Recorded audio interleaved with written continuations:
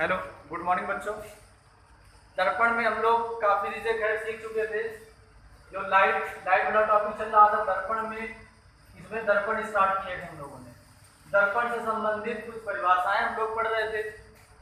तो देखो, जो दर्पण होता है तुम्हें तो तुम लोगों को बताया ही था, दर्पण दो प्रकार के होते हैं, समतल दर्पण, गोली दर्पण।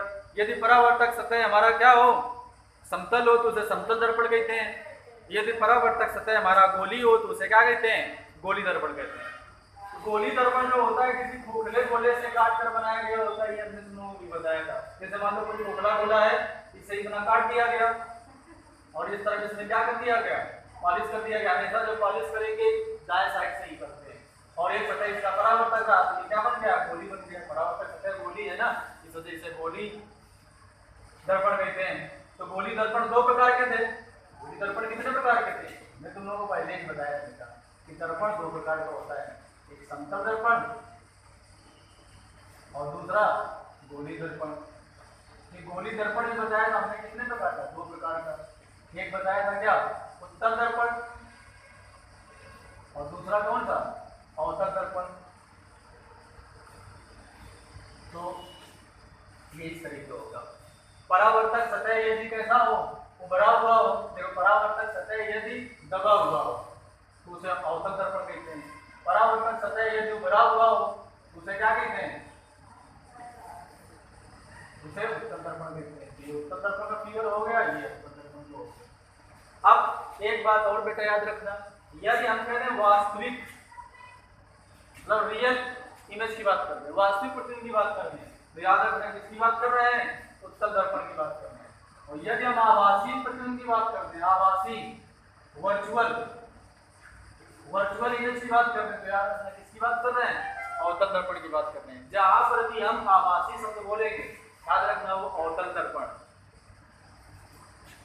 सॉरी, अगर आभासी की बात करेंगे तो कौन सा दर्पण है, उत्तल दर्पण है। और यदि हम वास्तविक की बात कर रहे हैं तो कौन सा दर्पण है, अवतल दर्पण है। बात समझ में? यदि हम इसकी बात करेंगे, वास्तविक की बात करेंगे, यदि वास्तविक प्रतिबिंब की बात करेंगे तो याद रखना वो अवतल दर्पण की बात हो रही है। और यदि हम आभासी प्रतिबिंब की बात करेंगे तो याद रखना किसकी बात हो रही है, उत्तल दर्पण की बात। देखो वास्तविक मतलब जो रियल होता है, इसका मतलब क्या होता है, उल्टा। जो उल्टा प्रतिबिंब होता है उसे वास्तविक कहा जाता है। उल्टा मीन्स इन्वर्टेड, ठीक है। और जो आभासी प्रतिबिंब होता है उसे क्या कहते हैं, जो आभासी प्रतिबिंब होता है उसे सीधा प्रतिबिंब कहा जाता है। जो सीधा प्रतिबिंब हो उसे आभासी कहते हैं। जैसे हम लोग दर्पण के सामने जब खड़े होते हैं वो सीधा प्रतिबिंब होता है, जिसे इरेक्ट बोला जाता है। आगे चलते हैं, तो दर्पण से संबंधित कुछ परिभाषाएं बेटा हम लोग परिभाषाएं पढ़ते हैं। देखो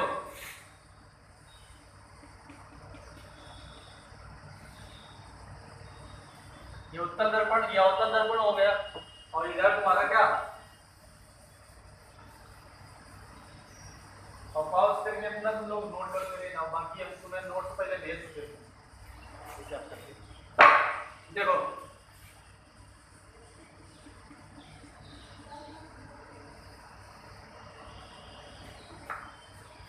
ये हमारा पी है ध्रुव।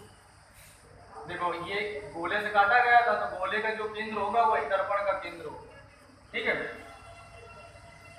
और ये यहाँ पर यह होगा, यहाँ देखो पहले बात करते हैं क्या, द्वारक की। द्वारक किसे कहते हैं बताओ कि दर्पण का अधिकतम परावर्तक सतह, दर्पण का अधिकतम परावर्तक सतह ही दर्पण का क्या कहलाता है, द्वारक कहलाता है। परिभाषा देखो चित्र में M1 M2 क्या है, दर्पण का द्वारक।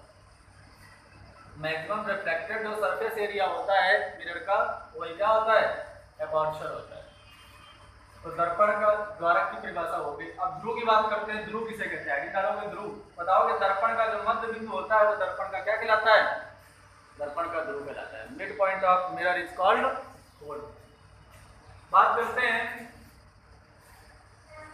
मुख्य अक्ष की, पहले पढ़ लेते हैं सी, मतलब वक्रता केंद्र किसे कहते हैं, सेंटर ऑफ कर्वेचर किसे कहते हैं। बताओ कि खोखले गोले का केंद्र ही दर्पण का वक्रता केंद्र कहलाता है। मतलब जो दर्पण जिस खोखले गोले से काटकर बनाया गया है उस खोखले गोले का केंद्र ही दर्पण का क्या कहलाता है, वक्रता केंद्र कहलाता है। बात करते हैं आर की, आर किसे कहते हैं, तो बताओगे क्या है, खोखले गोले की त्रिज्या ही दर्पण की क्या वक्रता त्रिज्या कहलाती है। क्या कह सकते हो, ध्रुव से सी तक के बीच की दूरी क्या कहलाती है, वक्रता त्रिज्या कहलाती है। आप देखो यह किसे कहेंगे, तो बताओगे क्या है, वक्रता केंद्र तथा ध्रुव के मध्य बिंदु को क्या कहते हैं, मुख्य फोकस कहते हैं, ठीक है। और ध्रुव तथा फोकस के बीच की दूरी को क्या कहते हैं, फोकस दूरी कहते हैं। बात करते हैं मुख्य अक्ष किसे कहते हैं, मुख्य अक्ष परिभाषा लिखोगे, मुख्य अक्ष क्या है, बताओगे क्या है, मुख्य अक्ष एक प्रकार की हमारी किरण होती है जो ध्रुव से होकर जाती है। बताओगे वह किरण जो वक्रता केंद्र तथा ध्रुव से होकर जाती है उसे क्या कहते हैं, मुख्य अक्ष कहते हैं, प्रिंसिपल एक्सिस बोलते हैं। और मुख्य अक्ष पर ही वस्तु हमेशा रखी जाती है। और जो हम लोग प्रतिबिंब की दूरी या वस्तु की दूरी जो नापते हैं, जितनी भी दूरियां नापते हैं वो ध्रुव से नापा करते हैं। एक बात और बेटा नेक्स्ट पढ़ते हैं, क्या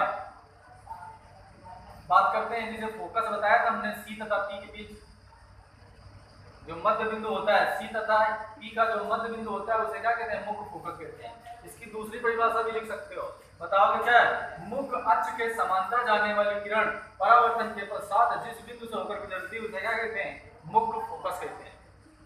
मतलब प्रिंसिपल एक्सिस की जितनी भी पैरेलल लाइन जाती हैं वो रिफ्लेक्ट होकर किस पॉइंट से पास करती हैं, वो मुख्य फोकस से पास करती हैं।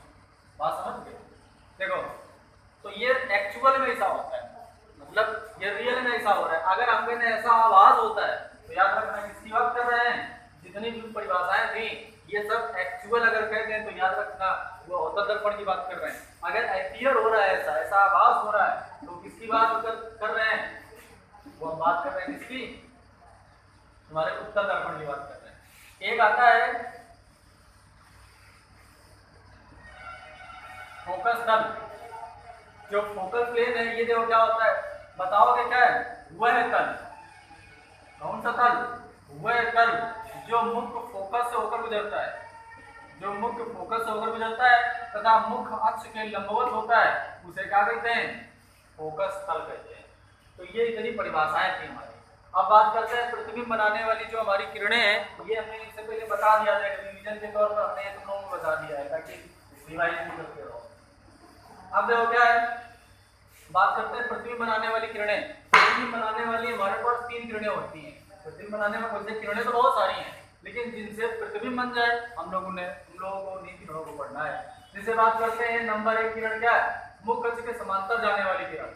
तो देखो ये हमारा अवतल दर्पण है और ये हमारा क्या है, उत्तल दर्पण है। यहाँ पर इसका क्या होगा, या यहाँ पर मान लो होगा, ये यहाँ पर इसका पी है, यहाँ पर यफ है, यहाँ पर क्या होगा सी।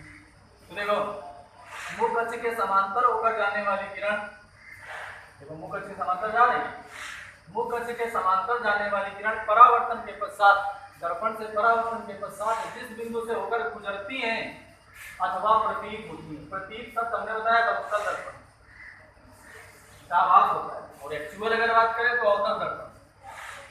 हमने क्या परिभाषा बताया, मुख्य अक्ष के समांतर जाने वाली किरण दर्पण से परावर्तन के पश्चात जिस बिंदु से होकर गुजरती है अथवा प्रतीत होती है उसे क्या कहते हैं, मतलब कह सकते हो कि मुख्य अक्ष के समांतर जितनी भी किरणें हैं वो दर्पण से परावर्तन के पश्चात मुख्य फोकस से होकर गुजरती हैं अथवा प्रतीत होती है। तो परिभाषा क्या लिखोगे, पहली किरण बताओगे क्या, मुख्य अक्ष के समांतर जाने वाली किरण, मुख्य अक्ष के समांतर जाने वाली किरण।